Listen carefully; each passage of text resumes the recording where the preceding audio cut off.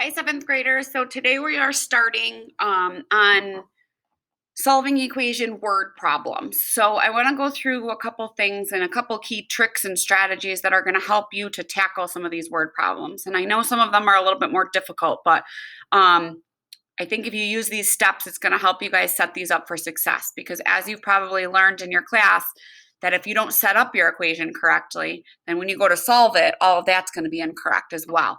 So the couple things I want you guys to do is we're going to use the cubes method, and that's over here. I don't know if your teachers in your class taught you that, but I want to go through. These are some strategies to help you. So what is the cubes method? What I want us to do when we tackle a word problem is we're going to circle the key numbers that we're going to need to pull out. I want you to underline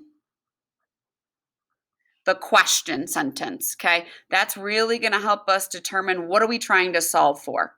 We're going to box any math action words. What are math action words? Those are words that tell us we need to either add, subtract, multiply, or divide. So they're going to be words that tell us sum, to add, the difference, maybe to subtract, okay? What is the product to multiply, or what is the quotient if we need to divide?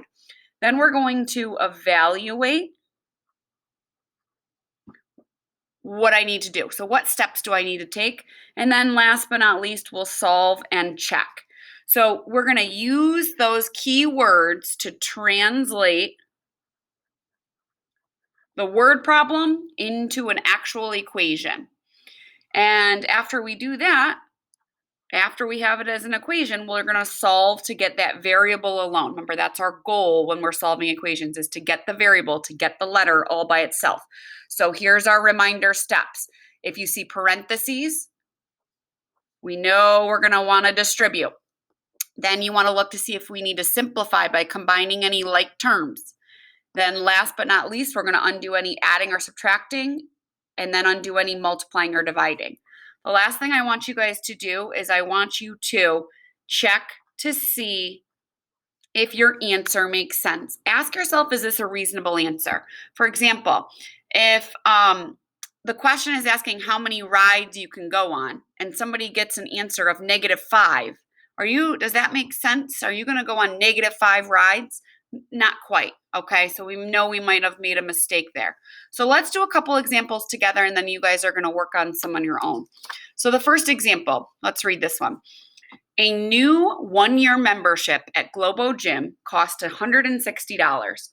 An initial sign-up fee of $28 is paid up front, and the rest is paid monthly. How much do new members pay each month? So I want to go through, and we're going to circle any of the key numbers that we need to put in an equation. So what's one key number that you see? 160, okay? That is a new one-year membership at Globo Gym cost $160. That is your total. We know total is the easiest piece to put in our equation because that goes at the end after the equal sign. Then we have an initial sign-up fee of $28. So we're going to start by paying $28, okay? And the rest is paid monthly. Ooh, we need this. Why? Because this 160 is a one-year membership. And the question sentence is asking us, how much do new members pay each month? Well, if this is the cost of the entire year, we need to be thinking, how many months are there in a year? So remember, there's 12 months in 1 year. That's key information that we had to think about here. So we paid $20 up front. That was our initial fee. Plus, we're going to pay some amount each month. There's where our variable is going to go. For how many months? Well, how many months are there? There's 12 months, and we don't know what we're going to pay each month. So now we've set up our equation, and now we can effectively solve it. So we paid $28 at first. the first one initial sign-up fee plus some amount each month for a total of $160 all year. So let's figure out how much each of those 12 months we're going to pay. So first, let's take out our initial fee of $28 from that total. And we're left with how much we would pay every month. So 160 minus 28 gives us $132. And we divide that by each of the months across the year. And that gives us an answer of 11. That X means that we paid $11 each month. Oop, there we go. Okay. Let's take a look at number 2. Marvin made some candles that each weighed 3/4 of a pound. He shipped them in a box that weighed 3 pounds. The total weight of the box filled with the candles was 12 pounds. How many candles did Marvin ship in the box? Let C represent the number of candles Marvin shipped. So our question we're trying to get to is how many candles did we ship? So what are some of those key numbers, or what are we going to circle to help us solve this? So we know we have some candles, that's what we're trying to solve for, that each weighed 3/4 of a pound. So each weighed, that means every candle weighs 3/4 of a pound. But we don't know how many candles, some candles. That's what we're trying to solve for. That's where your variable gets attached. He shipped them in a box that weighs 3 pounds. Oh, we're going to need that number. The total weight of the box filled with the candles is 12 pounds. So let's put our total right at the end and get that out of the way. Okay, so 12 pounds is our total. What consists of our total? The candles plus the weight of the box that they were shipped in. So the candles were 3/4 of a pound plus the weight of the box was 3 pounds. Now, a lot of you guys are doing this. What are we missing? We're missing a variable here. Our variable is what we're trying to solve for. Our question sentence tells us that. How many candles? So what number, either 3/4 or 3, is associated with candles? Well, he shipped them in a box that weighed 3 pounds. So that's just the weight of the box, not anything to do with candles. Marvin made some candles that each weighed 3/4 of a pound. So it's 3/4 of a pound for every C candle. So that's where our variable gets attached. Now we've set this up effectively and we can solve. So let's take away our weight of the box from each side. That leaves us with 9 pounds for all the candles. So 3/4 is connected to C by multiplication. So the inverse of multiplying by 3/4 is to divide by 3/4. And when you put this in your calculator, 9 divided by 3 ABC 4, we get 12. So C stands for the number of candles in the box. So there are 12 candles in this shipped box. Okay, so let's do 1 or 2 more together. Number 3 reads, Camille goes to a paintball park. She pays $7.50 for an admission ticket and $6.50 for each round of paintballing. The total amount Camille pays for admission and the number of rounds she paintballs is $26.25. Set up and solve an equation that can be used to determine the number of rounds X that Camille plays. So let's go through and first circle some of the numbers that we need and pull out just the key pieces. So she goes to a paintball park. That's just kind of background information. She does pay $7.50 for admission. Admission ticket that's what you got to pay to get in. Admission is to get in. Okay. And $6.50 for each round of paintballing. So she pays the one-time fee to get in, plus she pays $6.50 for every round that she wants to pay.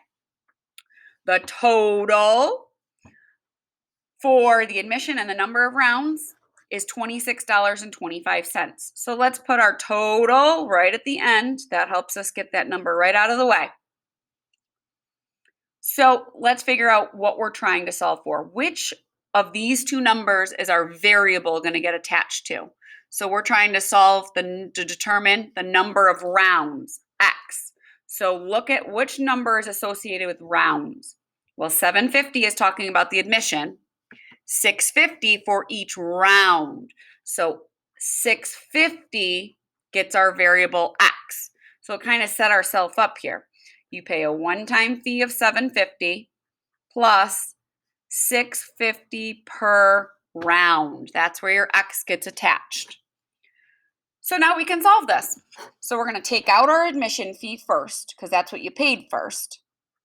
First, from your total, you take away that $750. So if you put 26, you guys can throw these in your calculator, 2625 minus $750. That leaves you with $18.75 for rounds of paintballing. So each round costs $650. So how many rounds can we play? We're going to divide our total left by $650. And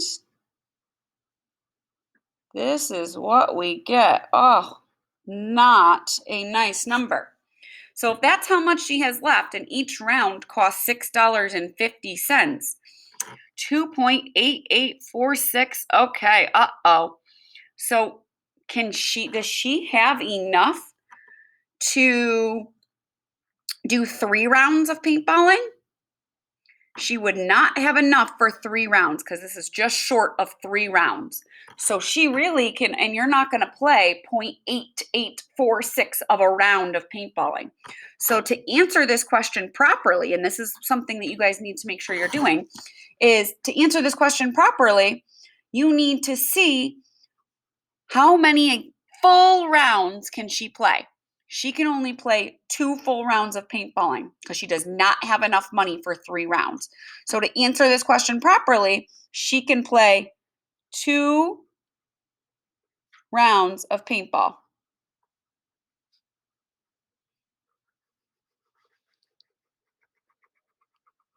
Okay.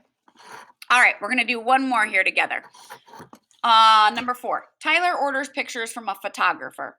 Each picture cost $8.50, and a one-time shipping fee of $4.75 is added to the cost of the order. The total cost of Tyler's order before tax is $106.75. How many pictures did Tyler order? So that's what our goal is. We're trying to figure out how many pictures did he order. So let's get some numbers that are going to be needed here. So each picture cost $8.50. Oh, aren't we trying to figure out how many pictures? Ooh, so I think my variable is going to go there.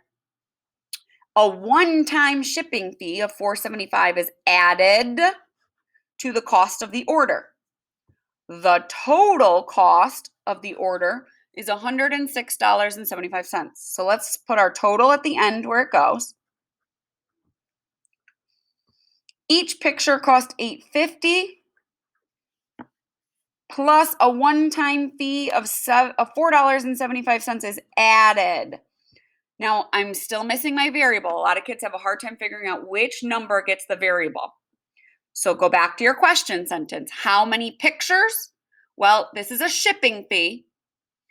This is how much each picture costs. So your variable gets attached to this number. It doesn't tell us what variable to use. So you can use X, you can use P for how many pictures, whatever variable you would like to use. So we've done our hard part of setting it up. Now the easy part of solving. So I'm going to take out my one-time shipping fee from my total.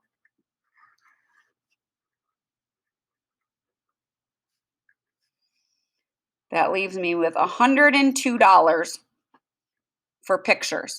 And if each picture cost $8.50, how many can I buy? I'm going to divide each side by $8.50.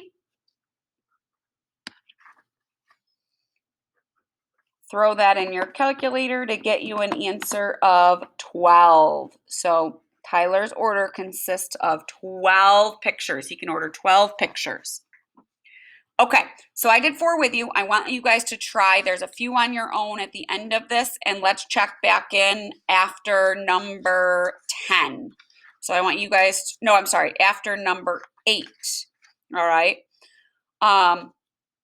If you have any questions, please send me a message on GoGuardian. Have a great rest of your day.